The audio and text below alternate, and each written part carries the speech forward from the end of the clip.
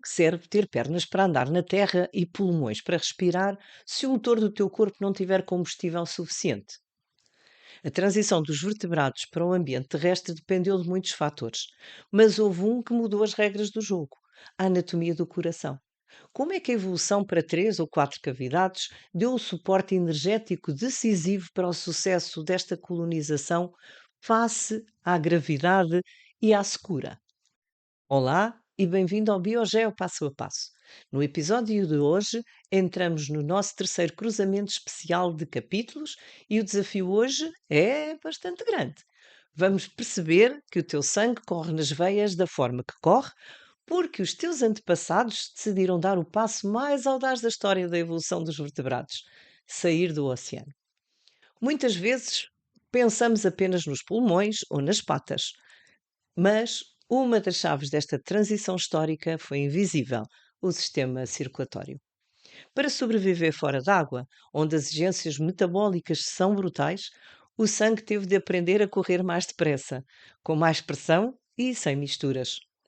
Vamos perceber como a evolução dos sistemas de transporte nos animais respondeu à pressão seletiva do meio terrestre. Antes de falarmos de corações e vasos sanguíneos, temos de perceber que a evolução começou pelo mais simples. Nos animais mais primitivos não existe qualquer sistema de transporte. As esponjas, que são poríferos, ou as hidras, que são cnidários, são animais com uma estrutura corporal muito simples. Praticamente todas as suas células estão em contacto direto com a água do meio exterior e as trocas de nutrientes, gases e resíduos ocorrem célula a célula diretamente por difusão simples. As planárias, por exemplo, que são vermes espalmados, têm a seu favor o facto de serem achatados. Isso não é com certeza um acaso. Esta geometria maximiza a área de contacto com o meio. Por exemplo, o seu sistema digestivo é tão ramificado que chega perto de quase todas as células do corpo, devido a ser um verme achatado. Assim, os nutrientes difundem-se diretamente do intestino para os tecidos adjacentes. É fácil perceber que um animal achatado tem mais facilidade de contactar diretamente com o exterior. O processo de difusão simples é eficaz, mas é muito lento. Ele impõe um limite severo. Animais sem sistema de transporte têm que ser obrigatoriamente muito pequenos ou muito delgados. À medida que os animais aumentaram de tamanho e complexidade ao longo da evolução, a difusão simples deixou de ser suficiente. Foi aí que a seleção natural favoreceu o aparecimento de sistemas de transporte de fluidos.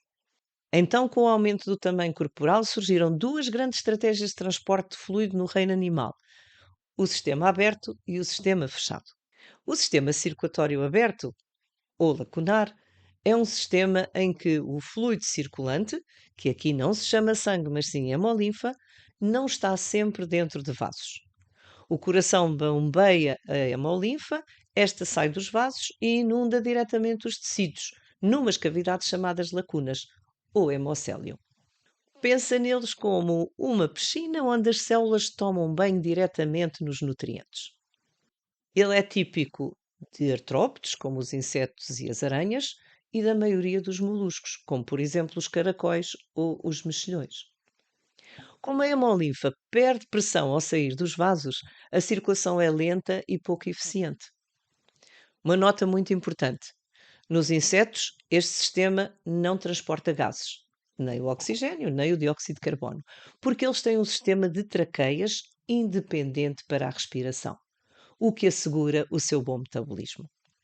Por outro lado, o sistema circulatório fechado é aquele que tem um fluido, a que damos o nome de sangue, e que corre exclusivamente dentro de vasos sanguíneos, artérias, veias e capilares. As trocas de substâncias ocorrem através das finas paredes dos capilares. Pensa neles como um sistema de canalização fechado sob alta pressão. Onde se encontra? Em anelídeos, como a minhoca, e em todos os vertebrados.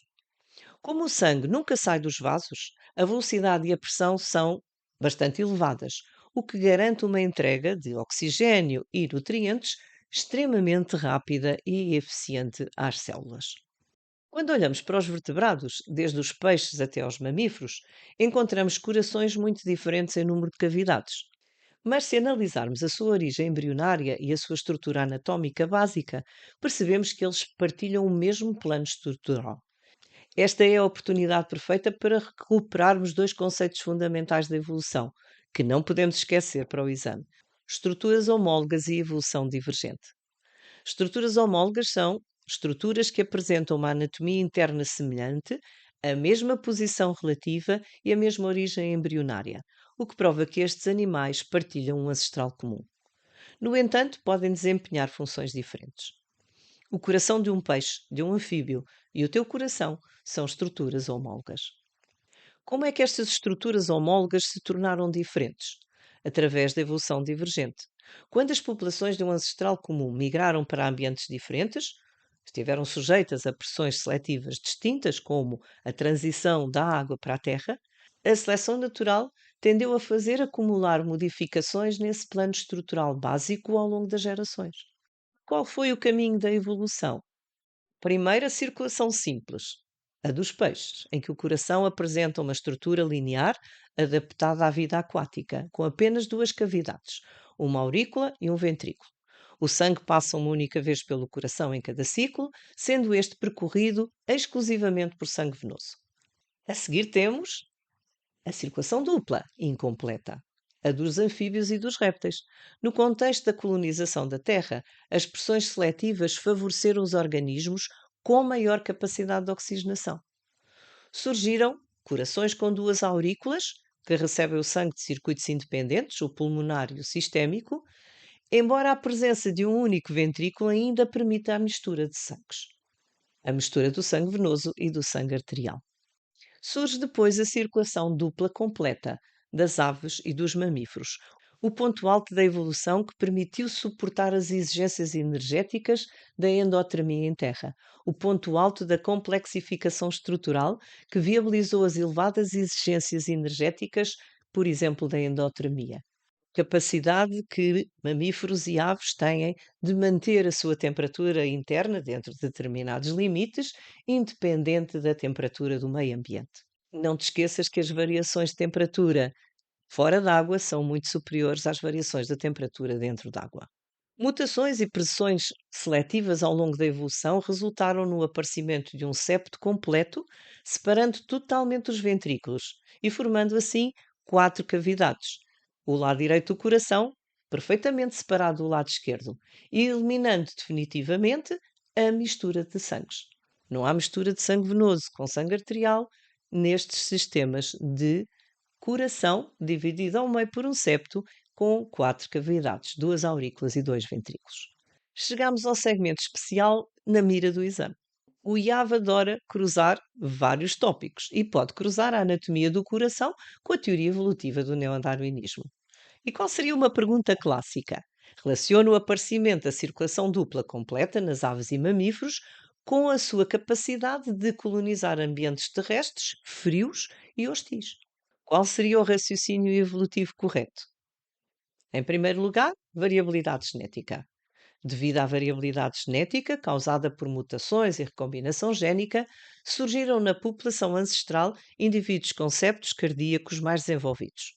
Em segundo lugar, a eficiência da oxigenação. O coração com quatro cavidades impediu a mistura de sangues. Isto permitiu que os tecidos e órgãos recebessem sangue arterial com a máxima concentração de oxigênio. Em terceiro lugar, a maximização do ATP. Com mais oxigênio disponível à escala celular, a taxa de respiração aeróbia nas mitocôndrias aumentou drasticamente, produzindo muito mais ATP, mais energia disponível. Em quarto lugar, o aparecimento da endotermia. Esta elevada produção de energia metabólica viabilizou o aparecimento de endotermia, a tal capacidade de gerar calor interno para manter a temperatura corporal constante. Quinto lugar, ao conseguirem manter a temperatura interna estável, estes organismos deixaram de estar dependentes do calor do Sol, ao contrário dos répteis e dos anfíbios. Esta emancipação térmica permitiu-lhes manter a atividade metabólica e metabolismos ativos mesmo em climas glaciares, resultando no sucesso da colonização de ambientes terrestres frios, noturnos e hostis. Como é que muitas vezes numa resposta de exame isto vai num caminho que não devemos seguir? Nunca digas que as aves ou mamíferos desenvolveram o coração de quatro cavidades para se adaptarem ao frio. Isso seria lamarquismo e anula a resposta, uma vez que estamos a dá-la de acordo com o neodarwinismo. O meio terrestre frio assim atuou como uma pressão seletiva. Os indivíduos que por acaso já tinham mutações que originavam corações mais eficientes e endotermia foram selecionados positivamente pela seleção natural. Sobreviveram mais, reproduziram-se mais e transmitiram esses genes às gerações seguintes. Houve alteração do fundo genético. Entramos agora na nossa secção do Imagina. Imagina que entras na corrente sanguínea de um animal, como um passageiro microscópico. Se estiveres dentro de um peixe, a viagem é calma, mas lenta. Passas pelo coração, és empurrado numa viagem longa e preguiçosa por todo o corpo. Se saltares para dentro de um lagarto, a viagem ganha velocidade. Mas no meio do caminho, dentro do único ventrículo do coração, bates de frente com uma corrente de sangue venoso que te empurra e faz perder o fôlego. A eficiência é sabotada pela mistura. Mas agora, imagina que entras no coração de uma ave ou de um mamífero. Como tu, por exemplo. Estás no lado esquerdo do coração. As paredes musculares do ventrículo contraem-se com uma força brutal.